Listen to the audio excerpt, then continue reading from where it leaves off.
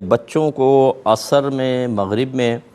اور دن اور رات کے 12 بجے جھولے میں نہ لٹایا جائے، کیونکہ اس وقت جنات حملہ آور ہو جاتے ہیں۔ کیا یہ بات درست ہے یا نہیں ہے؟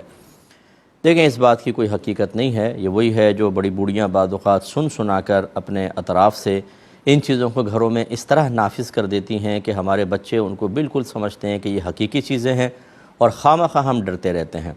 اور معذرت کے ساتھ میں بار بار کہتا ہوں کہ جن چیزوں سے اللہ نے ڈرایا، اس کے رسول نے ڈرایا، قرآن ڈرا رہا ہے، حدیث ڈرا رہا ہے، وہ ہمیں معلوم بھی نہیں ہوتی بعض اوقات، اور معلوم ہو تو اس کے بارے میں ہمارا رویہ دیکھ لیجئے، اور اس طرح کی اڑی اڑائی باتوں کی وجہ سے خوف کا عالم دیکھیں، اور اس کے تقاضے کے مطابق ہماری حکمت عملیاں دیکھیں گھر کے اندر، کہ کیسے ہم اپنی لائف میں چینجنگ پیدا کر دیتے ہیں، اور کس قدر احتیاط کا دامن تھامنے کے لیے تیار ہوتے ہیں، کتنی پابندیاں برداشت کر لیتے ہیں، لیکن قرآن و حدیث کے لیے نہیں۔ یہ رویہ تبدیل ہونے کی ضرورت ہے۔ ہاں، اگر کوئی چیز قرآن یا حدیث سے ثابت ہو جاتی ہے پھر وہ ویلڈ خبر ہے، پھر تو ہم اس پہ کوئی اعتراض نہیں کر سکتے۔ جیسے نبی کریم صلی اللہ علیہ وسلم نے فرمایا کہ جب مغرب ہونے لگے تو مغرب سے پہلے اپنے بچوں کو گھروں کے اندر کر لو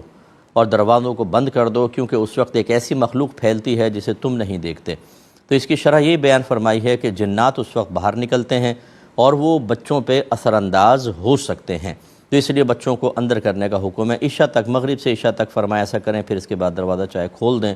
اور اسی طرح رات کو سونے سے پہلے بسم اللہ الرحمن الرحیم پڑھ کر اپنے گھر کا دروازہ اندر سے بند کریں، تاکہ شیطان اس گھر کے اندر داخل نہ ہو سکے۔ یہ بھی نبی کریم کی تعلیم ہے۔ تو یہ تو جو حدیثوں سے ثابت ہیں اس کو بالکل ہم مانیں گے، اور اس کو چونکہ وہ شریعت کی تعلیم میں قبول کریں گے، لیکن اس قسم کی باتیں، بے سروپا باتیں جب تک ثابت نہ ہو جائیں، ان کے بارے میں توجہ کرنا بالکل غلط ہوگا۔